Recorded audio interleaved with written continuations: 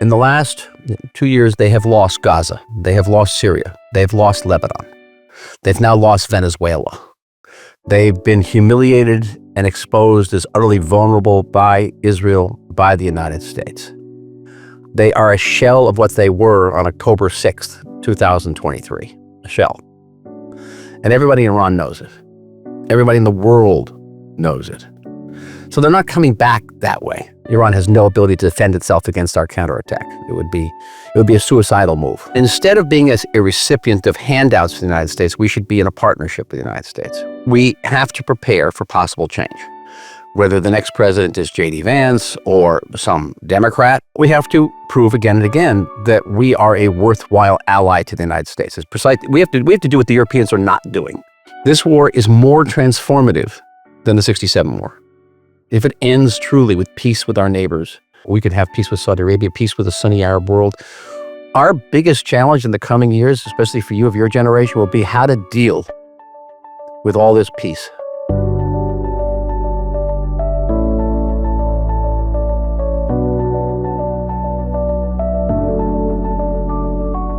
Hey Lab, it's great to see you. How are you doing? I'm doing okay. What's up with you? Well, I'm preparing for tonight. I just got a very poetic message from, I think, the IRGC in Iran, though it might also be from the British government. I'm not sure because it's from a British number. And the message is, the midnight sky will shine, the comets that are not stars, meteors that are not meteors, and suddenly terrifying sounds. Now, we know obviously that the Persian culture, poetry, plays a major role. So I have to say, I give credit to the Iranian regime for investing in the lyrical nature of the random threats they're sending to Israelis. Though I should say that this was, I think, a text message sent probably to everybody who was in Naftali Bennett's phone when his numbers got leaked. I also was in his phone. And I've gotten a couple messages, but I didn't get that one. I got one on Saturday, which says, "We are coming. Look at the sky in the midnight."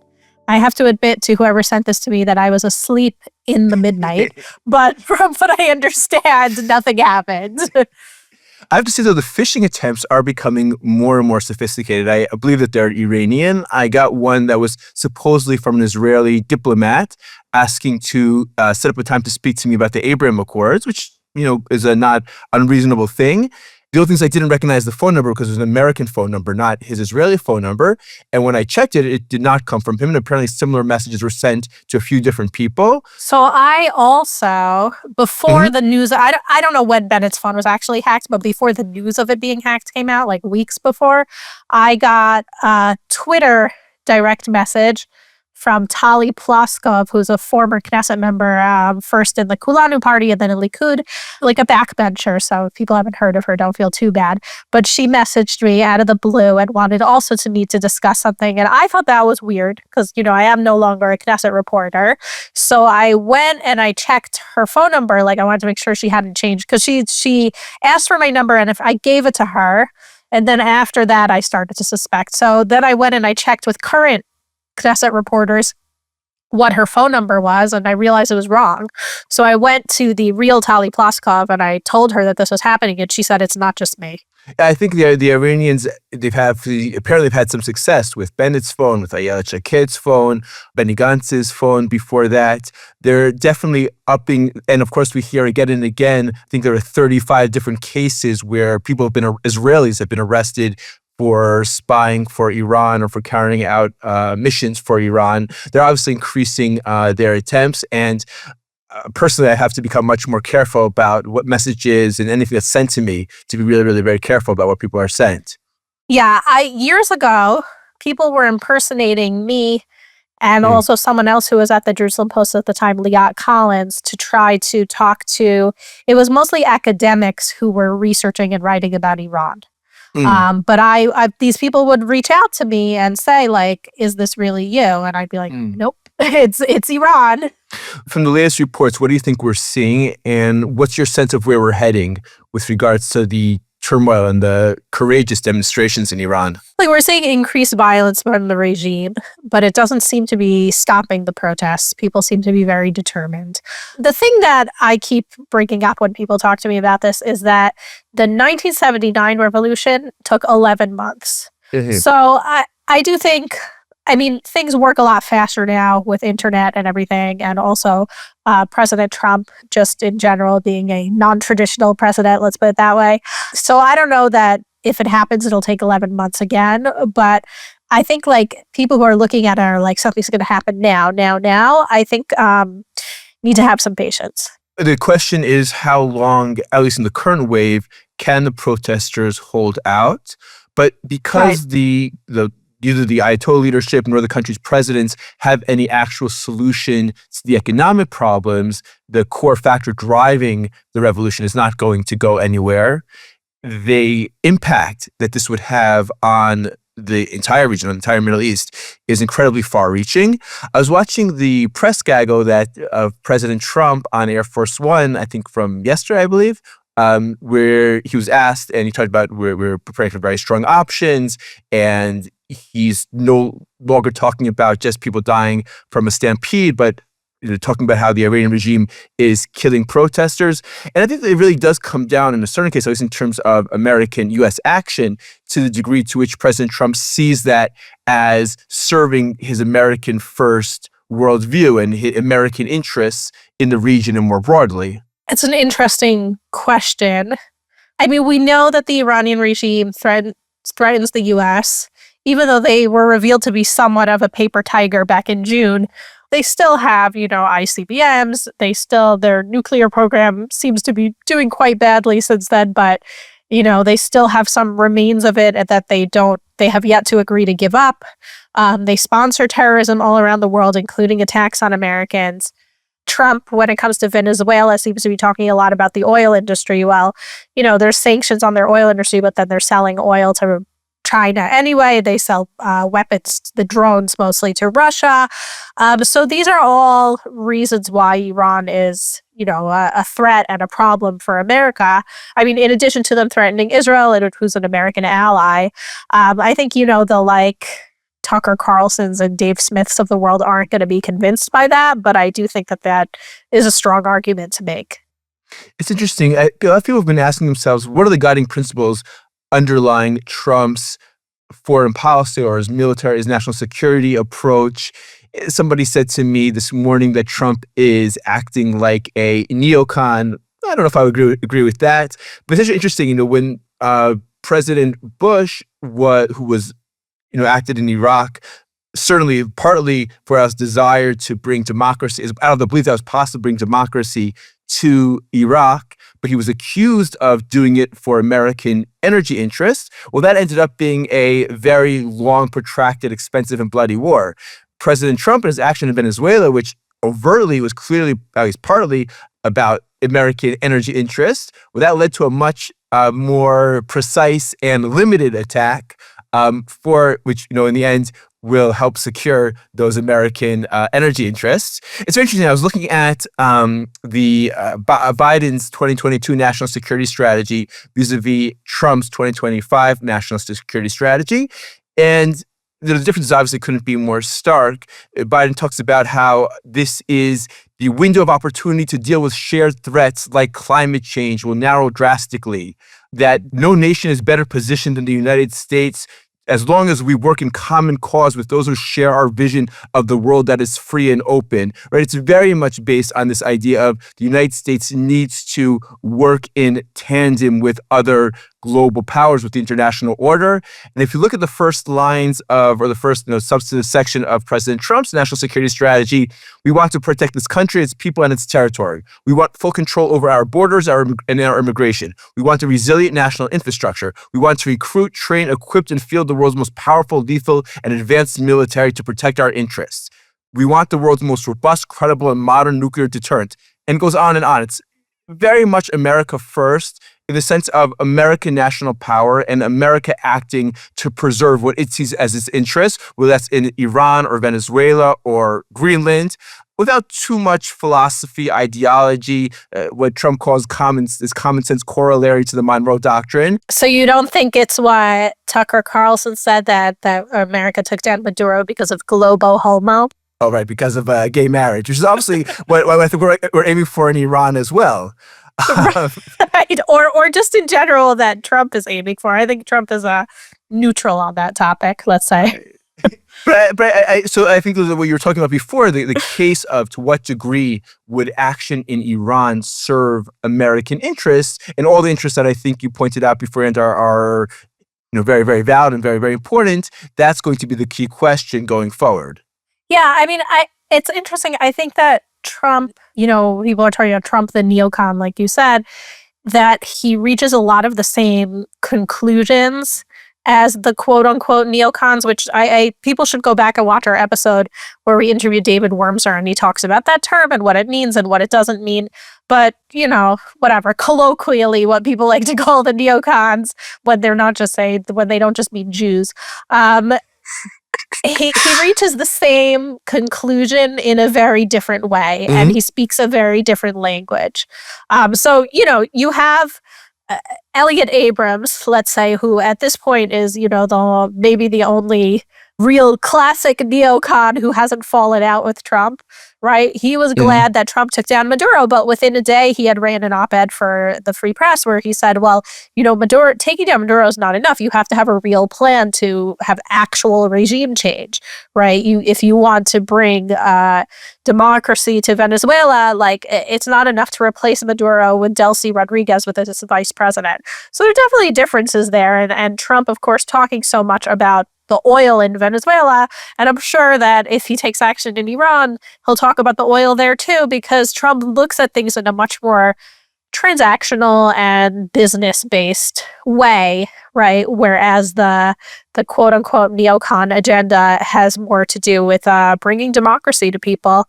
The other headline with Iran and Venezuela didn't certainly get much international attention is that Palestinian Authority President Mahmoud Abbas, Abu Mazen, was taken to the hospital in Ramallah today. It was reported that it was for routine tests, but Abbas is 90 years old, I think in the 20 or 21st year of his 4-year term.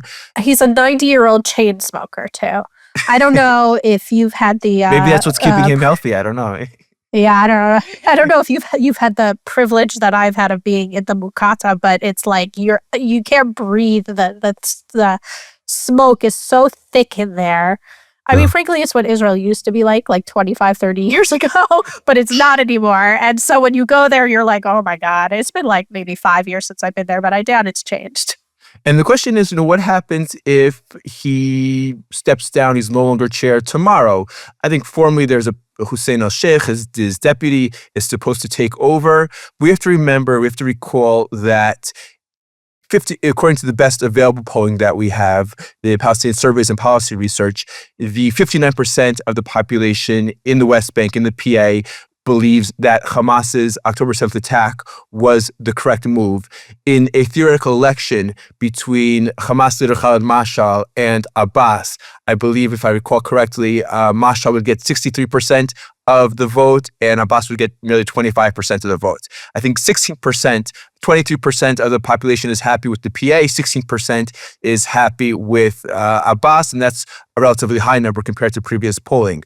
Bottom line is, obviously, the most popular figure is Marwan Barghouti, the convicted terrorist murderer. He's very popular in the entertainment industry, too. Also. I don't know if you saw, a few weeks ago, there was this big petition with hundreds of people. Some of them were pretty big names in Hollywood and in music calling to free Marwan Barghouti because, he's the one who's going to bring peace. And then Bono of U2, the man who claims to have saved Africa from starvation, he also wrote a whole op-ed about how, I don't remember his exact wording, but it was very similar to that Israeli cliche of you make peace with your enemies.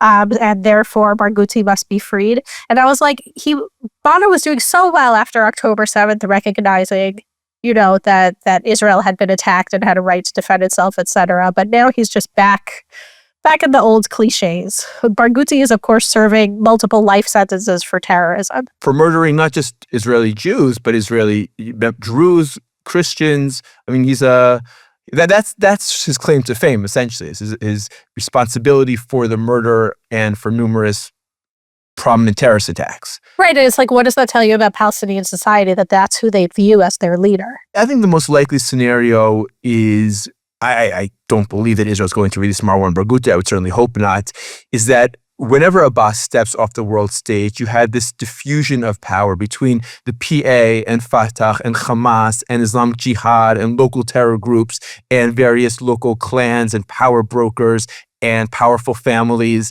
And you still have the Palestinian Authority functioning in name and perhaps, in charge of Ramallah and maybe some of the other environments, but you have other power brokers and other factions and gangs and armed groups de facto controlling other parts of the PA from the north of the West Bank to the south.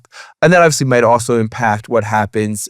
It may or may not impact what happens in Gaza with the Board of Peace, with this Palestinian Technocratic Committee. But in all the things that we're talking about that we have to keep an eye on, that's something else that we should be keeping an eye on in terms of how it impacts the region.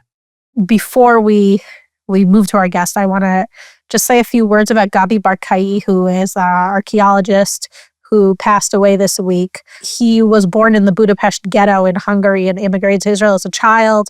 And he's had a huge impact on the world of biblical archaeology. That was his specialty. And he was one of the people who started the Temple Mount Sifting Project, which is also extremely important.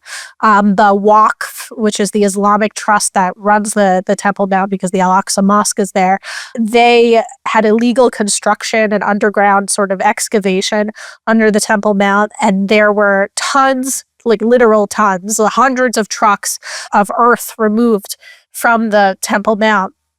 And Barkai and Eilat Mazar, another archaeologist, saved that dirt. And for the past 20 years, I think the project only just ended last year, people had been sifting through that dirt, and they found all kinds of proof of the Jewish presence on the Temple Mount through the ages. So I really just thought we should pay tribute to this really giant of archaeology and important figure now for Israeli history and historiography and just, our history and our rights in the land of Israel. Absolutely. That's an incredible legacy. It was an incredible project. And the work that he did to help strengthen the archaeological proof and the indications of the ancient and timeless Jewish connection to Jerusalem, to the Temple Mount, to the land is incredibly important. So thank you for bringing that up. So our guest this week is a former Israeli ambassador to the U.S., Michael Oren, and we're going to discuss the latest news about U.S. military aid to Israel. Is that going by the wayside or not? But before that, just want to mention, this is the Misgav Institute for National Security's Mideast Horizons. We're the podcast for anyone who wants to truly understand what's happening in the Middle East beyond the headlines. I'm Lahav Harkov, your co-host, a Misgav Institute senior fellow and senior political correspondent for Jewish Insider. And I'm Fredman, executive director of the Misgav Institute and a visiting fellow at the Heritage Foundation. The Misgav Institute, for those who aren't familiar, is Israel's leading national security policy center. We're dedicated to strengthening Israel's security, its regional cooperation, and its international alliances and standing. And every week here on the Mideast Horizons, we cut through the noise to bring you fresh insights into the most important events and developments on the Middle East and Israeli national security agenda.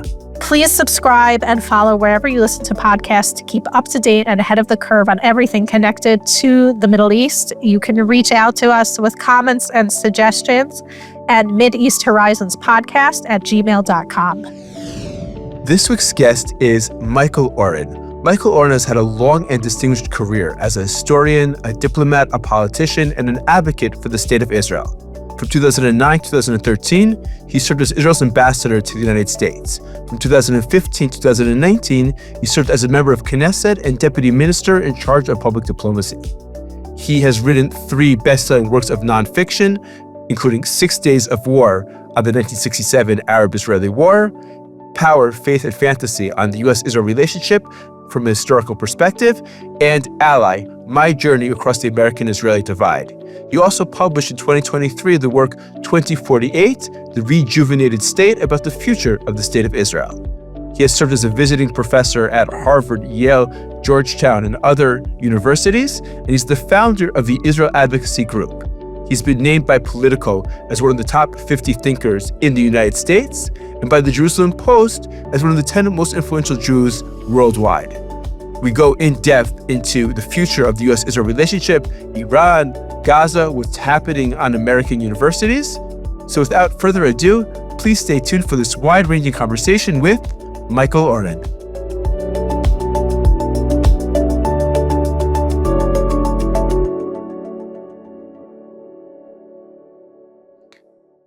Michael Oren, former Israeli ambassador to the United States, former member of Knesset and deputy minister for public diplomacy, and one of Israel's most gifted historians, particularly in the field of diplomacy and the military. It's a pleasure to have you on Mideast Horizons. Great to be with you, Asher. Great to be with you, Lahav.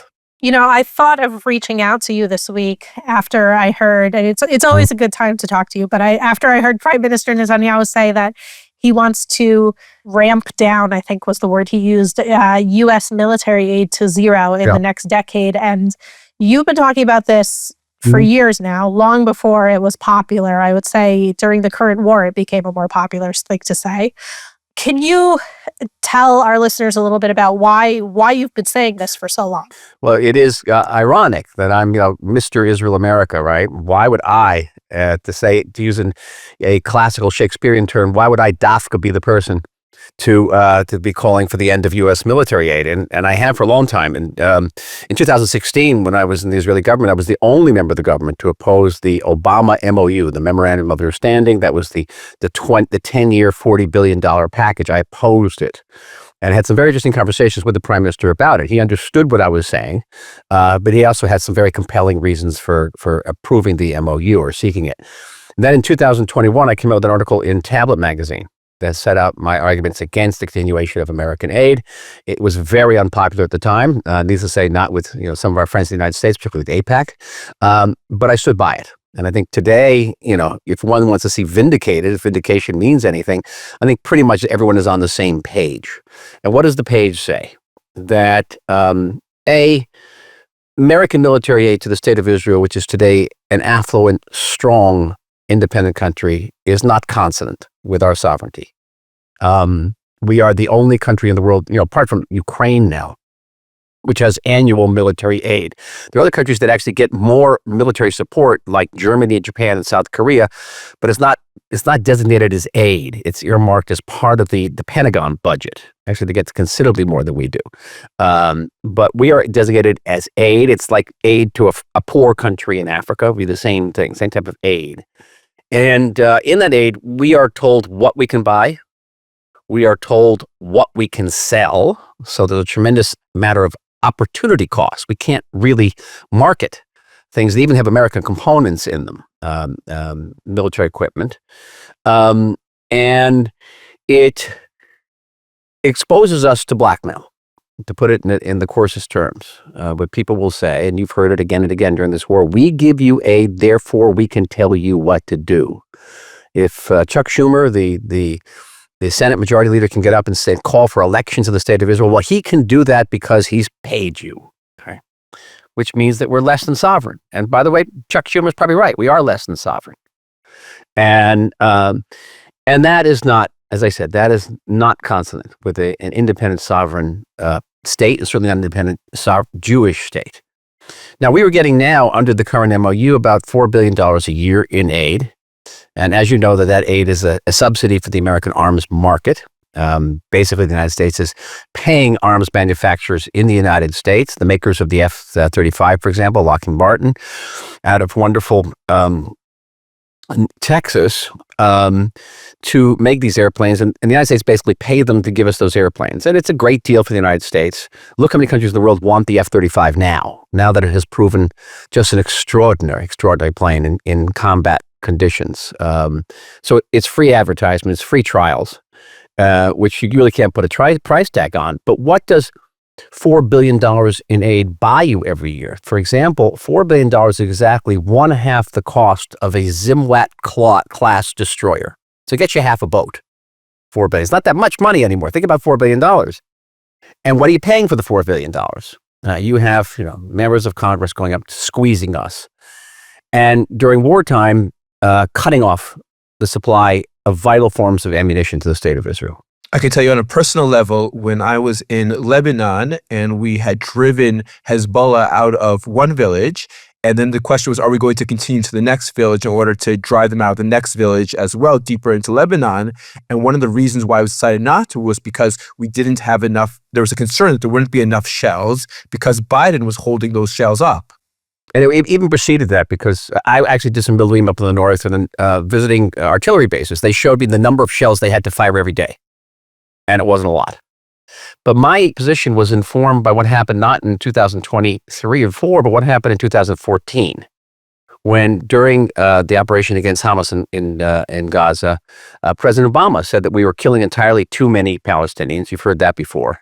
And he held up the supply of vital helicopter-fired Hellfire rockets to the state of Israel. And I had said to the prime minister now in 2016, 2 years later, what happens if we're in a bigger war and we have a president who decides that we're killing too many people on the other side? We're going to be dependent on this, and we have to achieve independence.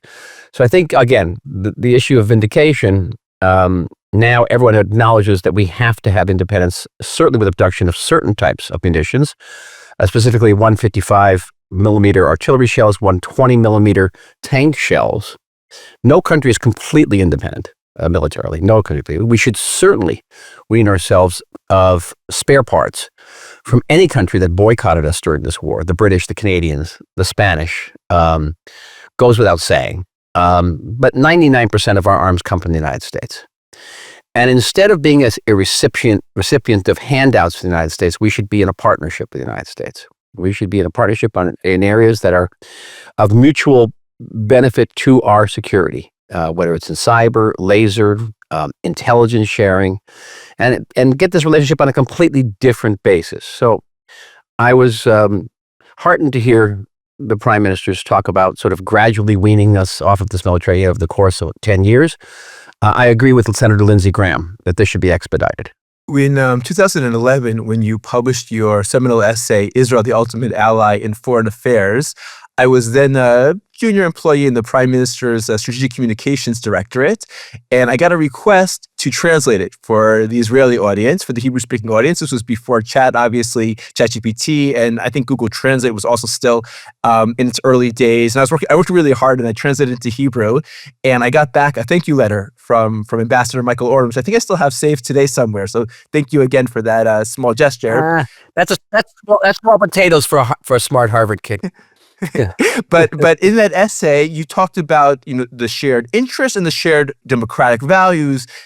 Now, we were talking just before about the new 2025 U.S. national security strategy, very much focused on America first, on shared interests, on the benefits that are accrued to the United States from cooperation.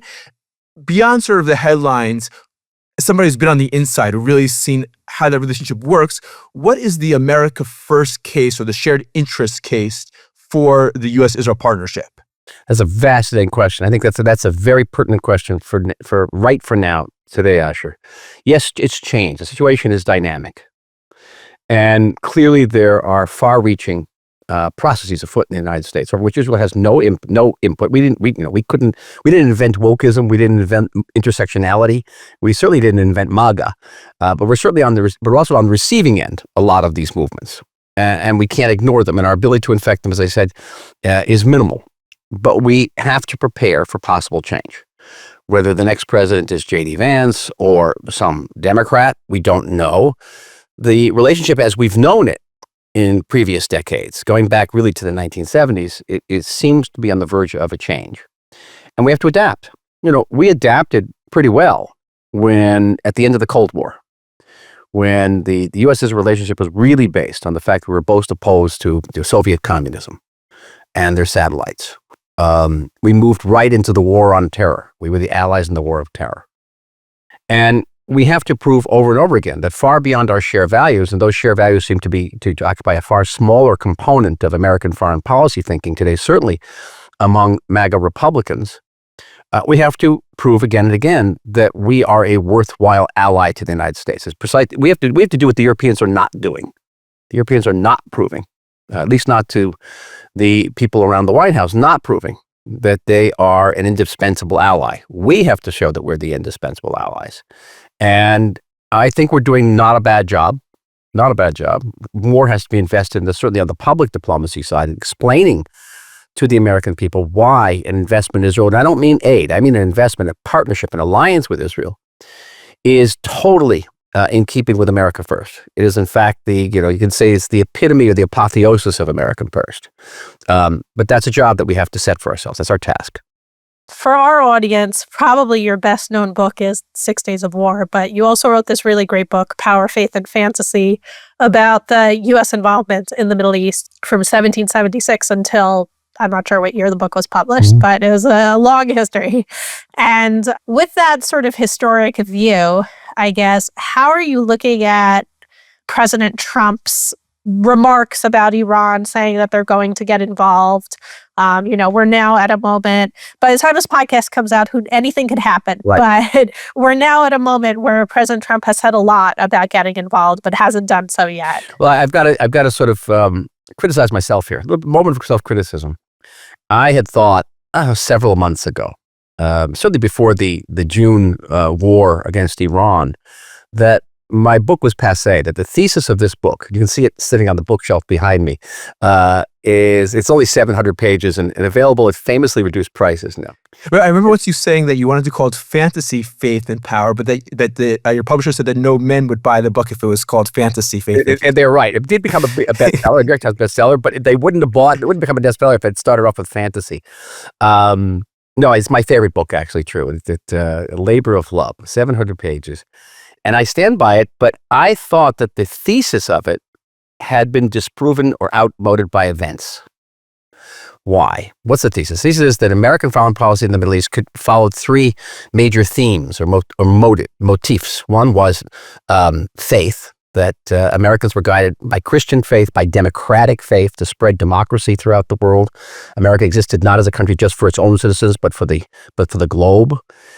Secondly, fantasy, a lot of fantasies, the notion that there would be a sort of a George Washington of the Middle East who would unite the Middle Eastern countries into United States of the Middle East. And they can see innumerable examples of this throughout American history. And then power that America was willing to project power in the Middle East, whether it be economic power or certainly military power. And if you read this book, you'll be astounded to see the amount of times that America projected power, going back to the first war that the independent United States fought after the Revolution. After the Revolutionary War was a war against the Barbary pirates of the Middle East, against Arabs. And I thought that with the emergence of a seemingly irreversible isolationist trend in American foreign policy, both among Republicans and Democrats. They seem to be vying for a while to see which party could be most isolationist, that the power aspect of this had disappeared. And what you're seeing now, certainly in the last 8-9 months, is the resurgence, the revival of this power component in America's policy toward the Middle East. It's almost as if Donald Trump cannot help himself. And here he is going against tremendous opposition within his own party, within the MAGA movement, that's saying, hey, you betrayed your promises to your voters. You said you were going to focus on America first, on domestic issues, and here you are getting involved in the Ukraine and Venezuela and Nigeria and Israel and Iran. It's almost as if he's operating out of a deep American trope, almost in the DNA of America's foreign policy. Now, what has maybe changed is the faith component. As you mentioned just in your previous question, America doesn't seem to be operating so much out of a place of faith. And yet, several weeks ago, here comes Donald Trump and bombs ISIS targets in Nigeria. Why? To help Christians. To help Christians. Not Americans, by the way. And I published an article. I'm going to give a plug to my Substack. It's called Clarity. And you can subscribe to it. And an article came out just after that attack, showing the many times over the course of the last 200 plus years, America has sent its military to defend Christians in the Middle East. This is not the first time this has happened. So here is a president who's kind of reverting to form. And so the book you see on the shelf, you should still read it. It's very interesting that some people look at President Trump as a break with previous American foreign policy doctrines. But I think it's very interesting you're pointing out that in some ways it's consistent or maybe a restoration of earlier patterns, which I think is really interesting. If we put you on the spot, what is your prediction in terms of what we're going to see in Iran? Is the Ayatollah regime going to remain in power? Will the U.S. act? What are maybe potential outcomes that people aren't considering? It's not a dichotomy. So what do you think comes next? Let me begin by saying that the regime's days, one way or another, are numbered. In the last 2 years, they have lost Gaza. They have lost Syria. They've lost Lebanon. They've now lost Venezuela. They've been humiliated and exposed as utterly vulnerable by Israel, by the United States. They are a shell of what they were on October 6th, 2023, a shell. And everybody in Iran knows it. Everybody in the world knows it. So they're not coming back that way. I mean, and now that Donald Trump has put a credible military threat on the table, and that preceded the outbreak of protests there. I think that the true marker was when he met with Prime Minister Netanyahu several weeks ago. And I was surprised. I was surprised just how openly he put that credible military threat on the table. I thought he would be more cautious given the kind of resistance he has within his own party and his own movement. It's out there. And that Israel gets a green light from him in Lebanon, maybe now in Gaza, we'll see. So that is extraordinary. So number of things can happen. You can say that the United States is going to get involved militarily there. I'm not quite sure what is that the impact will have on actually the domestic situation in Iran. Play it out, Lahav, play it out. What happens? The United States bombs Iranian military bases. It bombs the headquarters of the IRGC. It's like Israel bombing Oren prison during the war last summer. How much does that actually affect the internal domestic situation in Iran, or in any way impairs the ability of the regime to oppress or suppress, would be the right word, these demonstrations? At the regime's disposal are an army of almost 500,000 soldiers, IRG forces of more than 500,000, and 5 million members of the Besiege. This is the paramilitary thugs who will go out with a baseball bat and hit you on your head if you protest. Okay, you're talking about something in the order of 6.5 to 7 million forces at your disposal to deal with, I don't know, tens of thousands. I don't know if it's hundreds of thousands of people in the streets. Assuming that they all remain loyal to the regime. Now, that's what we get. So maybe, and I suggested this on a Hero Radio broadcast this morning, that we may see a Venezuela-like scenario where senior elements in the IRGC cut a deal with Trump. And I wouldn't be surprised at all if these discussions are not going on right now as we're talking. We're going to get rid of some of these baddies. We're going to get rid of Khomeini. We're going to get rid of, some of the bad mullahs. That's probably redundant, bad mullah. And we're going to cut a deal with you. We're going to cut a deal with you where Iran's going to go back into America's orbit. We're going to give you a tremendous amount of control over our oil industry, which is going to give the United States an immense leverage over China, because China is heavily, heavily dependent on Iranian oil supplies. I don't think Trump is going to demand that they make peace with Israel, but it's not going to be the same. It's not going to be the best outcome from Israel, but it would be far from the worst outcome from Israel. The worst outcome for us would the Iranians start shooting at us. I think it's an unlikely outcome. I really do. Iran has no ability to defend itself against our counterattack. It would be a suicidal move. It's probably the wrong image, but it's a Hail Mary for the Iranian regime, for the Islamic Republic, a Hail Mary for the Islamic Republic. I wouldn't rule that out, folks. I wouldn't rule that out. And that agreement will have a nuclear component as well. So you mentioned the Netanyahu-Trump meeting. The credible military threat that President Trump mentioned in the press conference seemed to be an Israeli threat, right? It was like a few weeks ago, the topic of conversation was the resurgent Iranian ballistic missile program and whether Israel would strike the missile program or not. And now everybody's gotten very quiet, in fact, to the point that Netanyahu put a moratorium on his government and members of Likud talking about Iran in the media, as of Sunday at least. So what do you think Israel's calculus is right now? And when I say Israel's calculus, I mean not just about whether this is the right time to attack Iran, but also, the regime likes to say that these protests are sponsored by Israel. Probably not.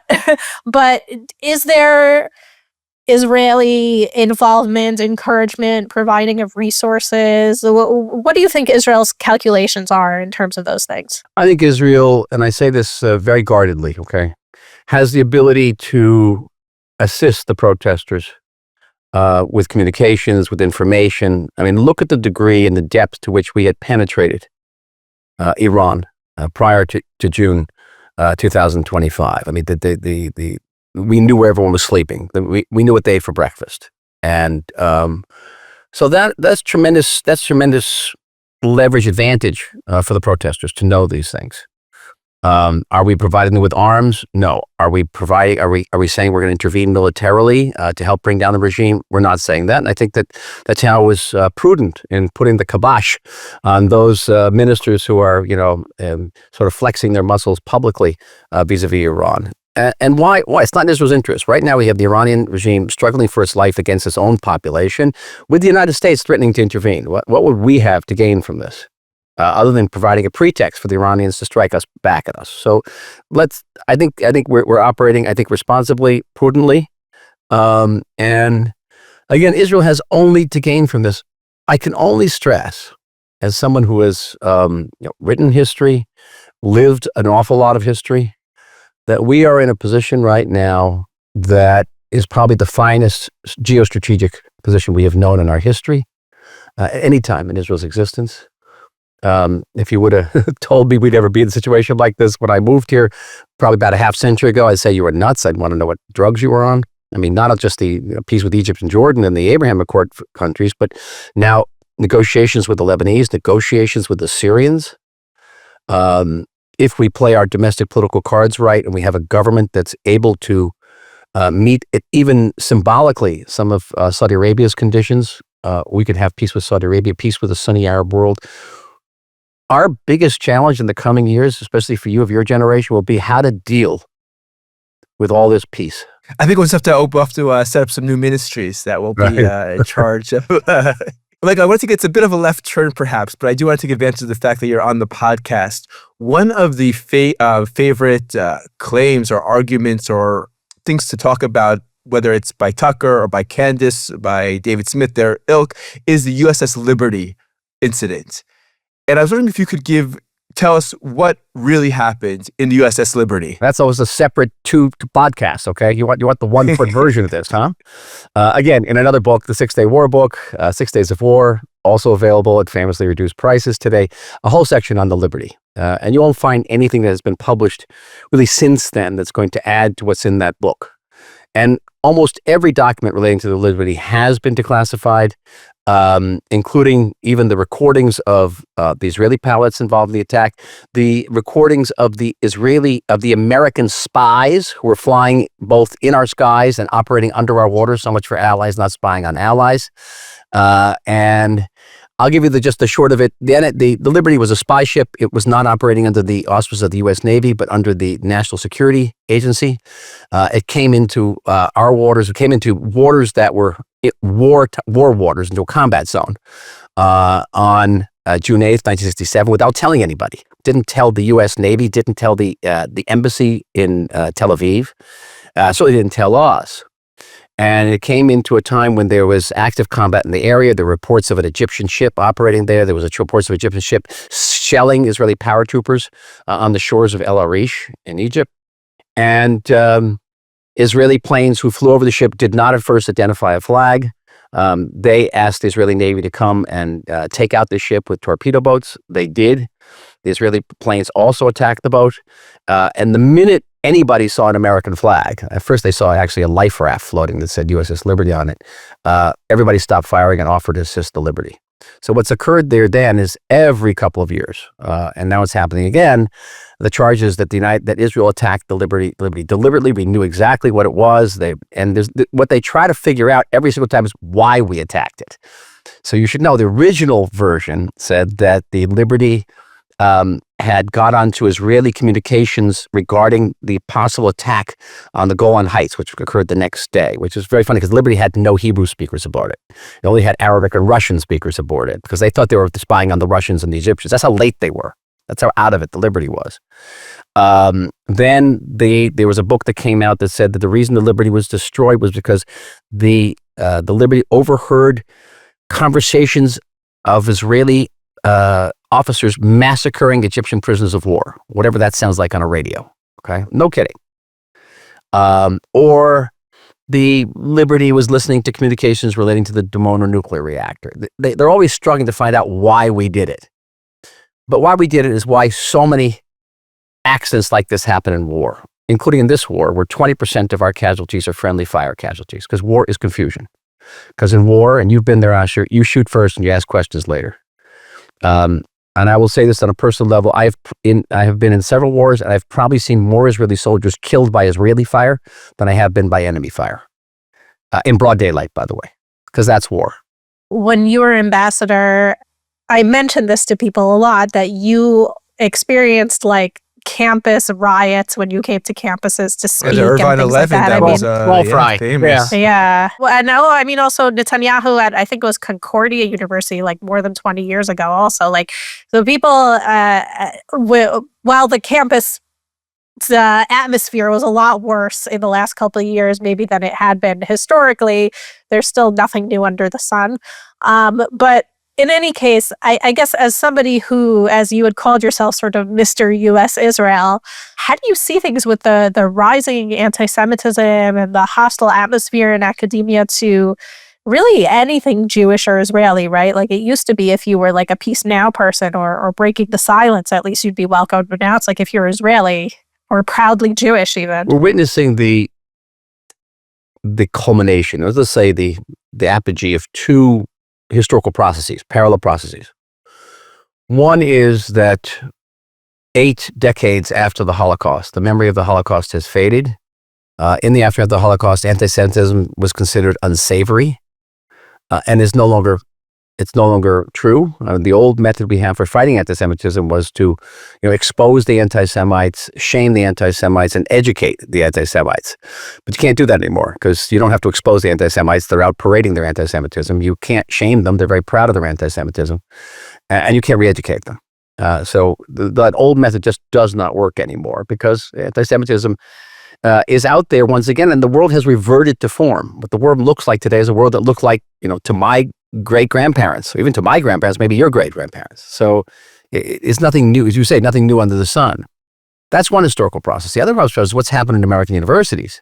And that's a process that begins in the 1960s with the Youth Revolution, which tried to export its ideas beyond the university gates. It didn't succeed in the 60s, so these rebels went back into the campuses and they closed the gates behind them.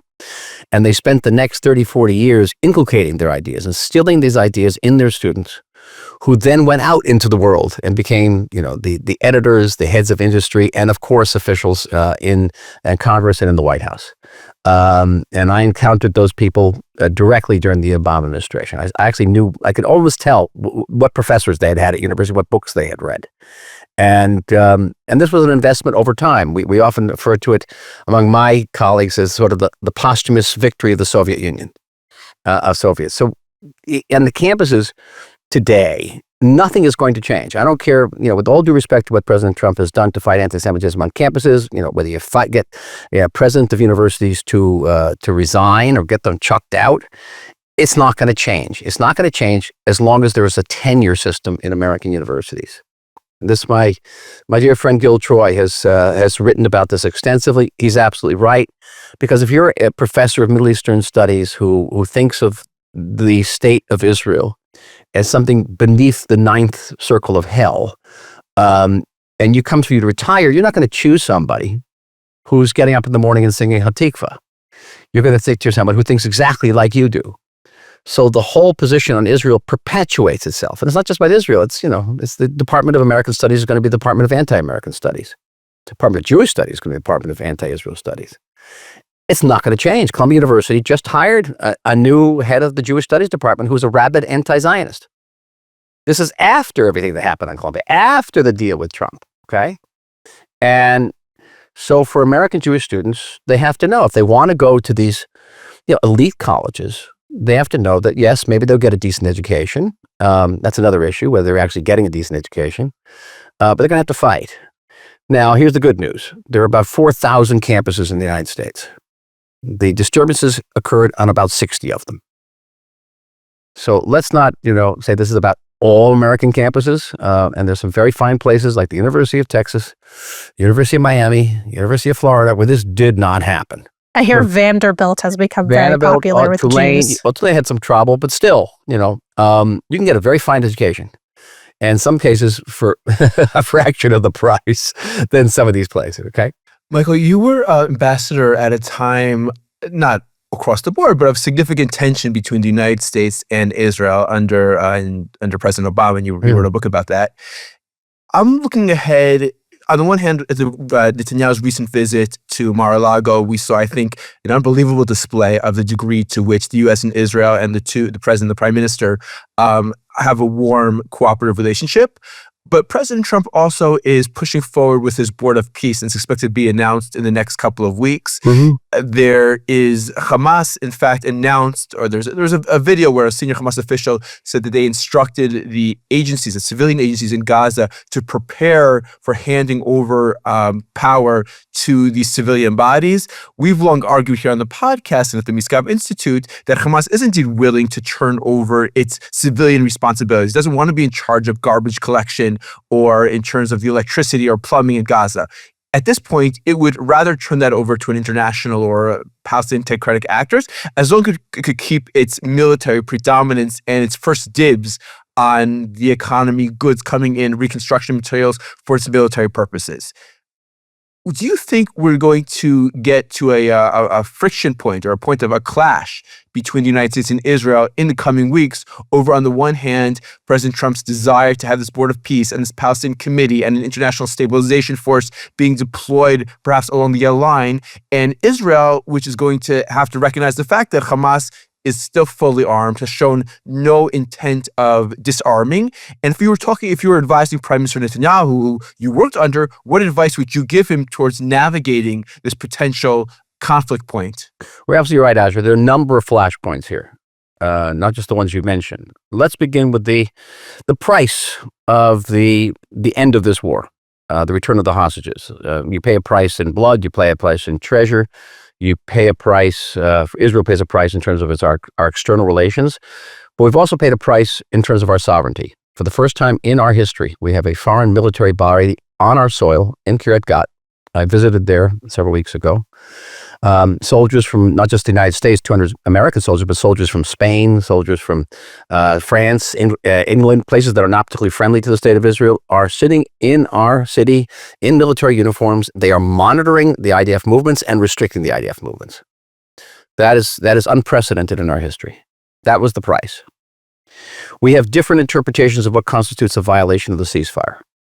So if an Israeli soldier is wounded or, God forbid, is killed, that's a major issue for the state of Israel. For the Americans, it could be a blip. Is that a reason to violate it, to break a ceasefire? A ceasefire that has the imprimatur of the President of the United States on it, as he has brought peace to the Middle East after 3,000 years of conflict. Keep in mind, peace. Remember that big sign on the stage that he got up there, peace 2025?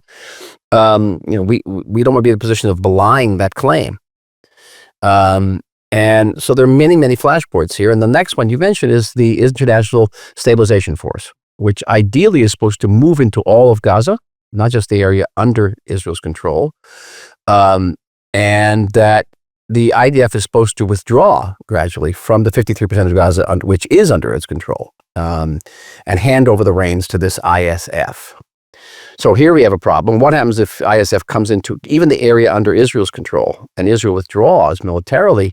Then Hamas is going to start firing over the heads of the ISF. And when we go to fire back at Hamas, we're going to end up hitting the ISF, right? By the way, nothing's new under the sun. This is what happened with UNIFIL. This has happened with even, UNEF in Sinai in 1967. This is nothing new about this. Hamas is not, they're evil, but not stupid.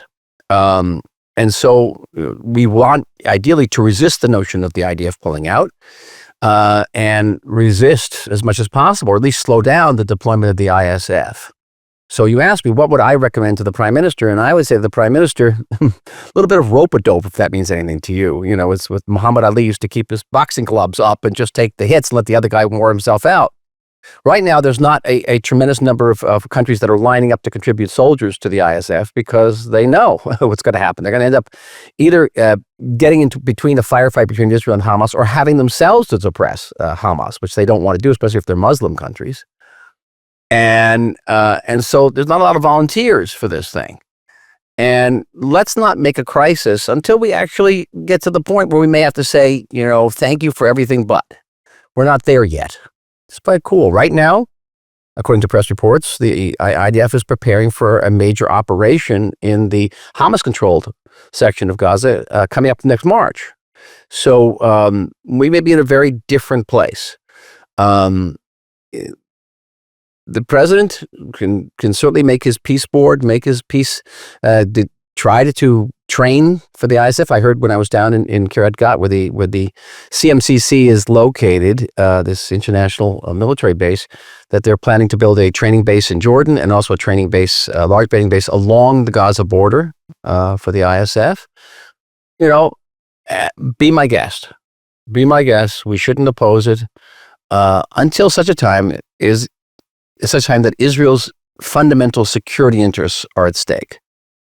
So we need to wrap up, but before we go, I want to ask you, you've been doing a lot of writing on your Substack and for the Free Press, but I want to know what you're working on next. Ooh. I was just remembering that a couple years ago, and I can't remember if this was before or after October 7th, I called you and you told me you had been working in the archives of the Kiryat or something like that on your next book. So are you still working on that? And if you could tell us what it is. I was really working on a major work about the War of Independence, because we don't have a major work about the American independence, but that's going to have to wait. A year ago, last June 24, I did perhaps one of the most reckless moves in my academic career. I signed an agreement with HarperCollins in New York to publish the first book about this war. Now, and I'm not exaggerating, there are about 700 books about October 7th. A new one comes out every week. There's not a single book about the war. And here we are living through, I would quote a cab driver I had the other day who said, we're not living during historical times, we're living during biblical times. This war is more transformative than the 67 war. If it ends truly with peace with our neighbors and a transformed Middle East, there's nothing about it, and no one's writing about it. And no one understands exactly what's happened here over the last 2.5 years. By the way, it's also been very transformative for Israeli society and for Israel's whole national security mindset and paradigm. Many things. I mean, you could say that the Haredi issue on October 6, 2023 was a left-wing issue. And now Haredi service in the military is a national issue that's actually being led by the right wing, by the Nit Kippah national religious people. There's a transformation for you. And so I have set out to write this book. Now, it has turned out the book is so voluminous that I have divided into 2 volumes. And hopefully the first volume will cover between October 6th and with the introduction, October 7th to November 2024, when you have a major change of cast of characters, both in the United States and in Israel. And you have a very different war.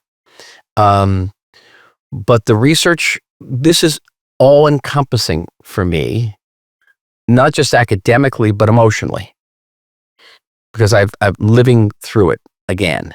And I'll just say this, that the job of an historian, I always say the first job is that of decision maker. You're given 100 facts, you've got to choose one. You're given 100 stories of heroism, of sacrifice, of suffering. You got to choose one, which means you suffer over the 99 you didn't select. And I have to tell the whole story, which means I got to tell the Palestinian side too. And that's difficult, to try to be even-handed, to try to sort of view my own biases, my own prejudices as obstacles to be overcome rather than as preconceived notions to be indulged. And that's difficult because I want to write a history. Now, I understand that this is not 20 years ago when I wrote the 67 war book. We're in a different world. So I'll just give you an example. Certainly, when I write about Hamas, I don't write about fighters. I don't write about militants, certainly. Militants are somebody who feels strongly about something. Unless you feel strongly about raping and burning and murdering, then Hamas is not a militant. and I call them terrorists. A person who belongs to an internationally recognized terrorist organization that carries out acts of terrorism is a terrorist, okay? Not a fighter, not a gunman, not anything else. So I refer to Hamas people, okay, as terrorists. That is going to, I think, blackball this book among a lot of readers. But I have to be true to it. I have to ask myself, how can you call Hamas members who do what they did on October 7th anything other than terrorists? And had they done it to any other population in the world, certainly to Americans, there would have been no debate over whether they'd be called terrorists. No debate. The only reason they're called militants is because they killed Jews. Michael, thank you so much for joining Mideast Horizons. Where can people find you? People who want you have your Substack. Where's the best place for people to follow you? So two things. So my Substack is called Clarity, and it is certainly online. Please join. You can go onto my website. It's the Israel Advocacy Group. It was it still is an organization I founded around my kitchen table on October 8th, 2023, which advocates around the world. Every time you see me on TV, that's through the Israel Advocacy Group, IAG. And it's involved in many different areas, including supporting people from the North. I was in the North last week and visiting communities that have not recovered from the war at all and still very much endangered, by the way, strategic danger to the state of Israel. IAG. So you can certainly see all of that there. Thank you so much for coming on the show. Great honor. Good to see you both. Lahav Asher, Tadalba. Thank you. Bye-bye. Thank you for joining us. Please make sure to like, subscribe, and share this podcast wherever you get your podcasts. And you can follow the Misgav Institute at www.misgavins.org and across all social media platforms. You can send us your comments, your questions, your suggestions to Mideast Horizons podcast at gmail.com. And we'll see you next time.